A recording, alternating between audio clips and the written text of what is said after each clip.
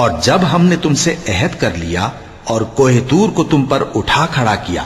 اور حکم دیا کہ جو کتاب ہم نے تم کو دی ہے اس کو زور سے پکڑے رہو اور جو اس میں لکھا ہے اسے یاد رکھو تاکہ عذاب سے محفوظ رہو، پھر تم اس کے بعد عہد سے پھر گئے، سو اگر تم پر اللہ کا فضل اور اس کی مہربانی نہ ہوتی تو تم خسارے میں پڑ گئے ہوتے۔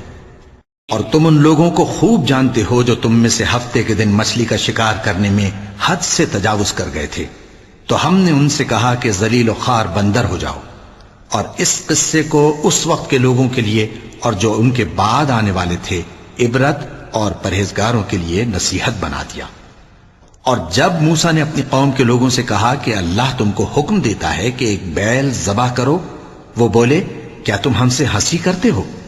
موسیٰ نے کہا کہ میں اللہ کی پناہ مانگتا ہوں کہ نادان بنوں۔ انہوں نے کہا کہ اپنے پروردگار سے التجا کیجئے کہ وہ ہمیں یہ بتائے کہ وہ بیل کس طرح کا ہو۔ موسیٰ نے کہا پروردگار فرماتا ہے کہ وہ بیل نہ تو بوڑھا ہو اور نہ بچڑا بلکہ ان کے درمیان یعنی جوان ہو، سو جیسا تم کو حکم دیا گیا ہے ویسا کرو۔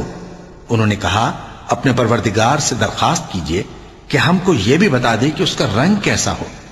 موسیٰ نے کہا پروردگار فرماتا ہے کہ اس کا رنگ گہرا زرد ہو کہ دیکھنے والوں کے دل کو خوش کر دیتا ہو۔ انہوں نے کہا اب کے پروردگار سے پھر درخواست کیجئے کہ ہم کو بتا دے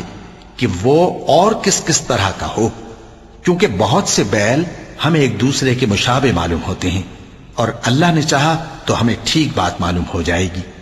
موسیٰ نے کہا کہ اللہ فرماتا ہے کہ وہ بیل کام میں لگا ہوا نہ ہو، نہ تو زمین جوتتا ہو اور نہ کھیتی کو پانی دیتا ہو، بے عیب ہو، اس میں کسی طرح کا داغ نہ ہو۔ کہنے لگے اب تم نے سب باتیں درست بتا دیں۔ غرض بڑی مشکل سے انہوں نے اس بیل کو ذبح کیا، جبکہ وہ ایسا کرنے والے لگتے نہ تھے۔